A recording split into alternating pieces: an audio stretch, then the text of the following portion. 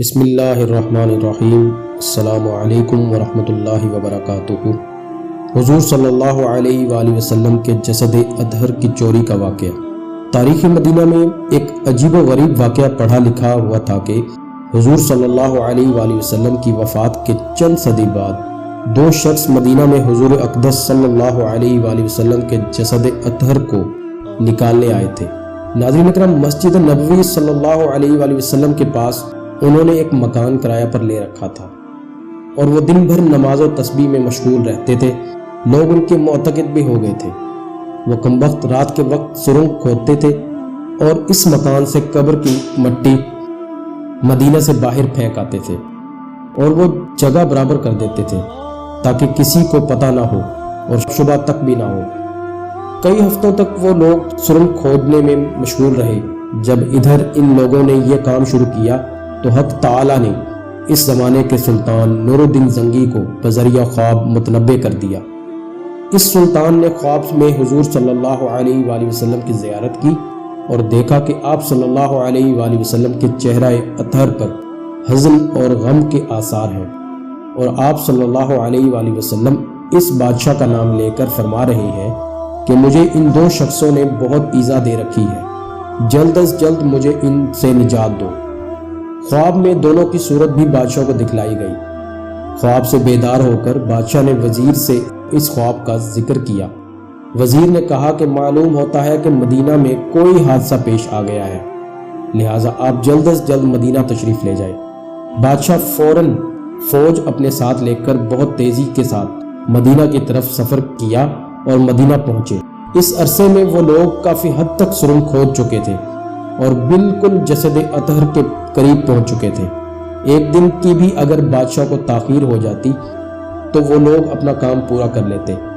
چنانچہ بادشاہ نے مدینہ پہنچ کر تمام لوگوں کو جمع کروایا اور مدینہ سے باہر ان سب کی دعوت کی اور سب کو مدینہ کے ایک خاص دروازے سے نکالنے کا حکم دیا گیا اور خود دروازے پر کھڑے ہو کر ہر شخص کو غور سے دیکھتا جاتا تھا۔ ناظرین کرام، یہاں تک کہ مدینہ کے سب مرد شہر سے باہر نکل کے، مگر وہ دو شخص ان سب مردوں میں نہیں تھے جن کو بادشاہ نے خواب میں دیکھا تھا۔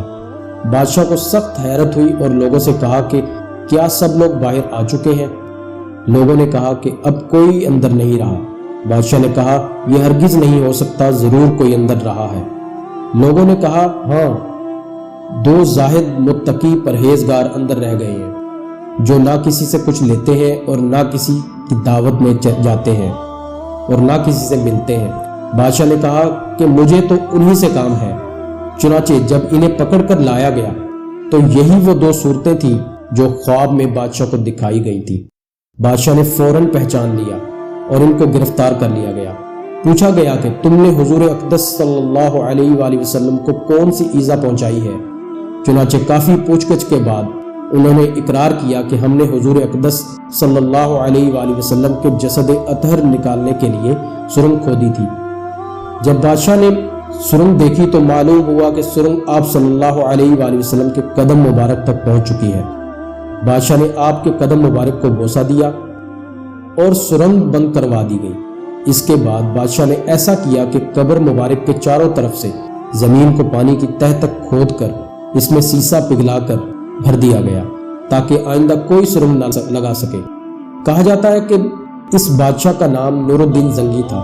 اس واقعے سے معلوم ہوا کہ مخالفین کو بھی جسد اطہر کے صحیح و سلامت ہونے کا ایسا پختہ اعتقاد ہے جس کی وجہ سے کئی سو برس بعد بھی جسد اطہر کو نکالنے کی کوشش کی گئی۔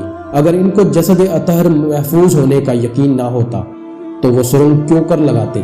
تو ہمیں بھی چاہیے کہ حضور صلی اللہ علیہ وآلہ وسلم کا پکا اور سچا امتی بننے کی کوشش کریں اور حضور صلی اللہ علیہ وآلہ وسلم کی اطاعت کریں۔